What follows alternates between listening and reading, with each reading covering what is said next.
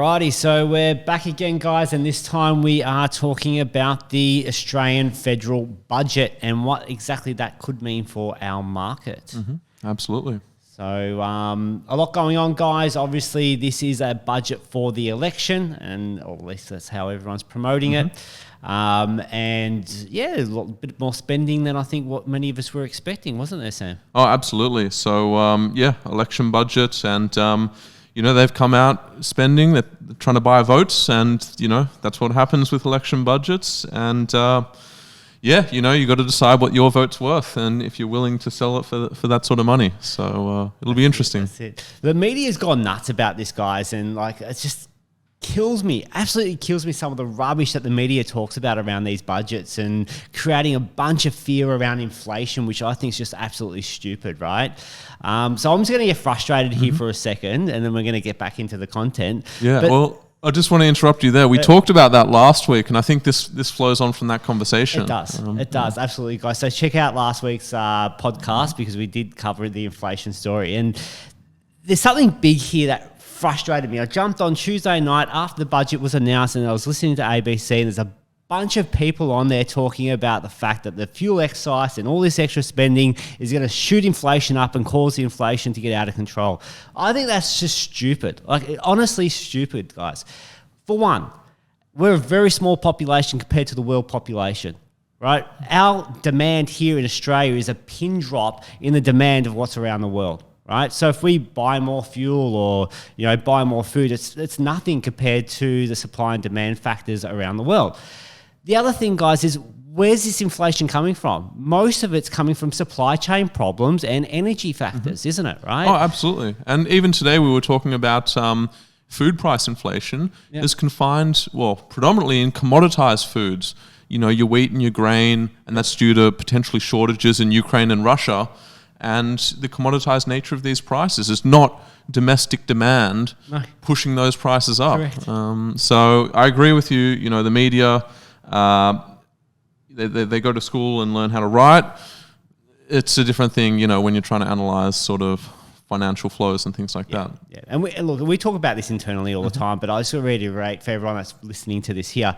When it comes to trading and investing, guys, the last people you listen to is the AFR and the media and the ABCs of the world, the Channel 7s. They're the last people you listen to when you're making investment decisions, right? They will hype up things. They'll create fear. They will send markets lower. And guess what? We're the ones they're buying when the market goes lower, right? Absolutely. Don't listen to the media when you're investing, guys. When they're telling you to buy something, that's because it's gone up already. And when they're telling you to sell something, that's because it's fallen already. And, if you want to buy the peaks and sell the troughs, then, that's the methodology you take. So That's it. So anyway, that's enough from my rant. Let's talk about the budget. So what did you pull out of the budget? Well, there's a lot to talk about, and a lot of it's been covered already. Just before I begin, I want to say to audio-only listeners that this setup is looking even fresher than last week. That's it. Although if you're audio-only, you may not have seen it last week, but I think the guys are doing a fantastic job. On the budget, election time budget, there's going to be big benefits to low to middle income tax earners, but this will be confined to this financial year. So that they're trying to buy your vote with the low to middle income tax offset for this year, and then an additional $450 or up to $450 in additional benefits, which will end after this financial year. And that's understandable. The low to middle income tax offset was never meant to be extended this long. But it really does feel a little bit, politicking that they're only doing it just for the election cycle. We are expecting the election to be called on the 14th of May, or to be held on the 14th of May. And so, definitely not a great look. If it was a year earlier, the federal government might have been able to say, we're doing this for the purposes of economic stimulus and things like that. But unfortunately, they've been a bit unlucky with their timing, I'd say. Yeah, but they did bring that $1,000 in for COVID relief, and I think that's staying in, and increasing it by the extra? They are increasing it by the extra amount, but that'll only be for this June, July, this period, and then they'll both be removed from then onwards. So that's effectively $1,400 that we're going to get this year, but who knows what's going to happen. Who knows what's going to happen next year? So and we'll wait for the next budget to find that out. Well, exactly. And if they lose the election, some of the measures in this budget that go past this year may not be a thing in the future at all. It's really hard to predict 12 months at the moment, isn't it, right? Between COVID, Russia, Ukraine, and everything that's been going on and hitting our economies around the world. Who knows where we're going to be in 12 months' time? Who knows whether we're going to get locked down again this winter and whether we're going to still need this type of stimulus next year or not? Well, exactly. But even the things that look forward, like the defense spending, the infrastructure spending, if they do lose the election, there's no guarantee those will actually be brought forward or will actually happen. Correct. So it's going to be quite interesting, and that's a whole other conversation, right? I think it might be next week's or the weeks after podcast, us talking about the upcoming election, right? Absolutely. So that's another big conversation, isn't there? Yes, certainly is. Yeah. Look, the other thing I heard the media picking on out there a lot, especially I think Labor supporters out there picking on a lot, is our national debt situation here in Australia. And I'm going to go on another little rant here, I think. So look, guys, as things go out there, right, our national debt is extremely low compared to other nations. Okay, so US, their net debt to GDP is 137%. For every $1 of GDP, they are spending $1.37. Okay, we are sitting, or they're predicting we're going to sit at 33%. So for every $1 of GDP, we're going to be 33 cents. That's a huge difference, guys. As indebted nations go, US sit in the top 10 of heavily indebted nations in the world, the highest percentage of debt to GDP. We sit at, where was it? About 150 in the world. Yeah. I think there's about 190 countries in the world, something like that. Yeah. Thereabouts. Roughly that, depending on how you measure it. We're doing pretty well out there, guys. Stop worrying about the debt. Yes, okay, the future kids might have to pay that debt off, but hey, we're in much better position than most countries around the world. So certainly, yeah. I think people need to chill out on that a little bit. I think we've got to stop worrying about that a little bit and focusing on the fact that we've got a government that wants to spend. When the government's in deficit, they're putting money into the economy. We want that in times where we want to boost economic activity. Yep. If we go back to pre-COVID conditions, we're in deflationary issues. We had the economy that was slowing down. We're heading towards recessions. This government spending is a positive thing. Stop spinning it as something negative. This is positive right now. This is what we want the government to do. Absolutely. And just on that, the net interest payments on our government debt in Australia, they remain below 1% of GDP. So if you're arguing that the cost of paying that debt's going up, well, this is nothing compared to the cost of paying our government debt in the late 90s, early 2000s. Yep. It's roughly half of that as a proportion of GDP. So, I agree with you. The arguments about fiscal responsibility are just, they're not really on the mark. And, we discussed this morning. There was some gentleman in the 70s arguing about $10 million in government debt. But, here we are in 2022, and that government debt from the 70s means nothing to us today. And similarly, if we can keep a moderate level of inflation, a moderate level of price growth, a moderate level of interest rates, our debts now probably won't be very significant to future generations at all. And so why not spend and achieve the economic benefits of that? I do agree. And that's the importance of having healthy inflation. Like if we can keep inflation between 2 to 3%, get wage inflation back to where it used to be, where it should be, right, and keep it maintained higher or at the same level as CPI, well, then debt becomes a lot more serviceable in the near future, doesn't it? It does. It does. I do want to point out I do have a few contentious things from this budget. I guess one of the big losers for this budget would be the state of Victoria. So in terms of the rural spending fund that was announced, Victoria was the only state or territory that was almost completely cut out of that. In terms of new infrastructure spending announced, Victoria was almost completely cut out of that. And so in this election year budget, it does feel like this Liberal federal government is somewhat punishing this Labor state of Victoria for voting against them at the last few elections. So, if you want to buy my vote, yes, a big tax benefit will go a long way, but you do have to pump money into my state. Well, that's it. We're pretty biased here being We are. Victoria. So maybe they see us as a lost cause, so they'll try and buy everywhere else and just write us off. God, but no, if you've driven into the city recently, we definitely need the infrastructure We do, spending. yeah. That's for sure. So We certainly do. The other thing I thought I'd notice in this budget, just to the other level of uncertainty, or the thing I didn't like, I guess, was the school funding. So there was a net increase in school funding, which I guess is good to see. However, this was from a big increase to private school funding, and there were small cuts to public school funding. This was something that was brought up by the Education Union today. And look, I went to a private school. I benefited immensely from that system.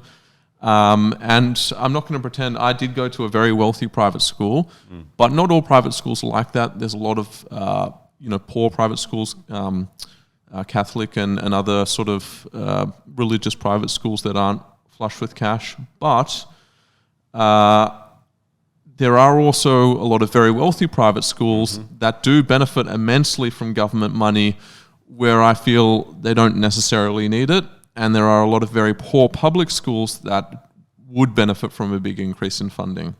So I wasn't best pleased about that in the budget. Yeah, well, yeah, the Liberals haven't got a good history of looking after the education sector, especially the uni students. So No, that's true.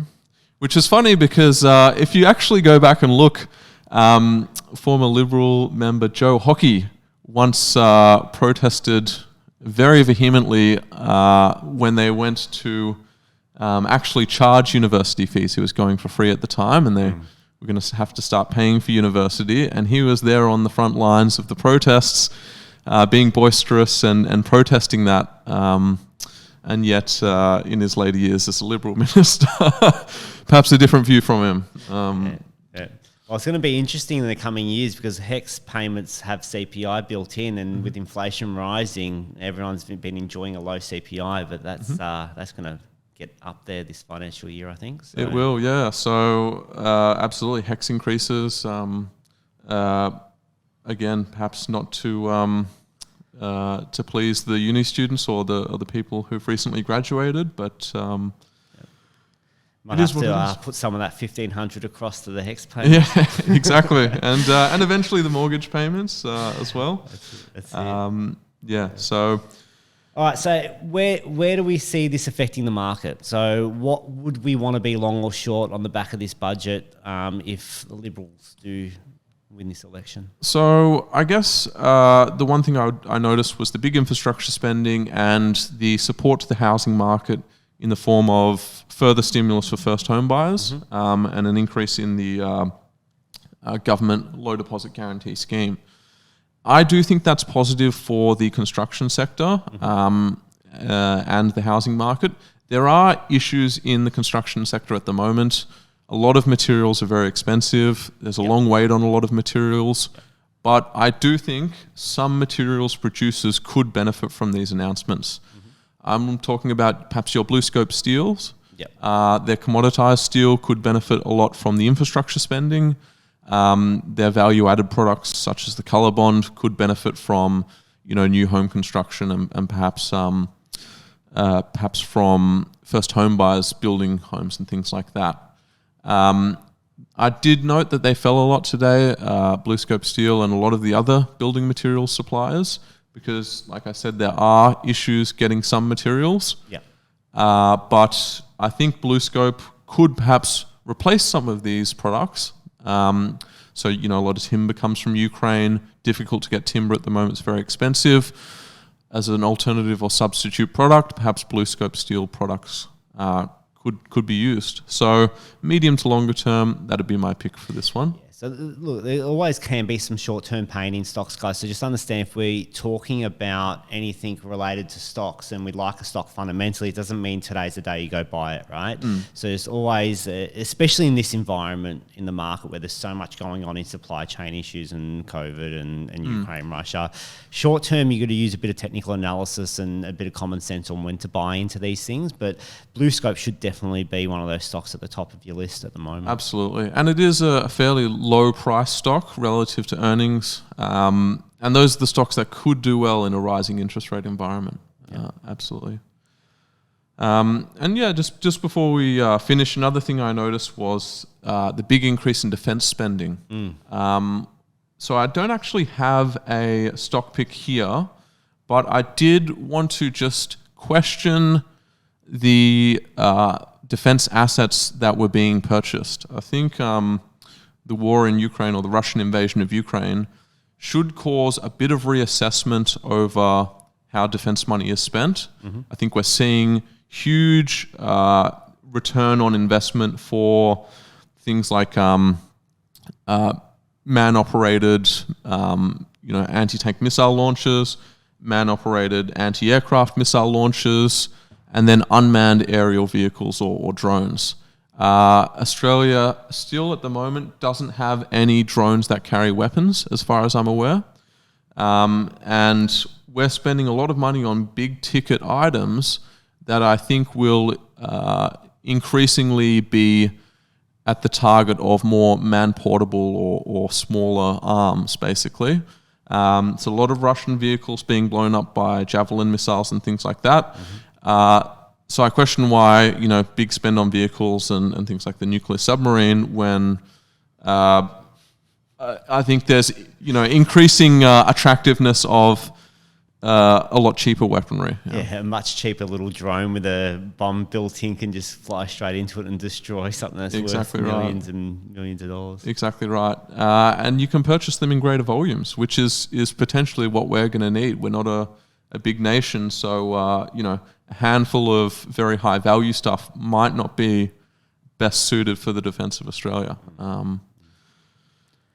But I'm sure smarter minds than me will discuss this in the coming years, and there's a lot to learn from the Ukraine conflict, that's for sure. Yeah.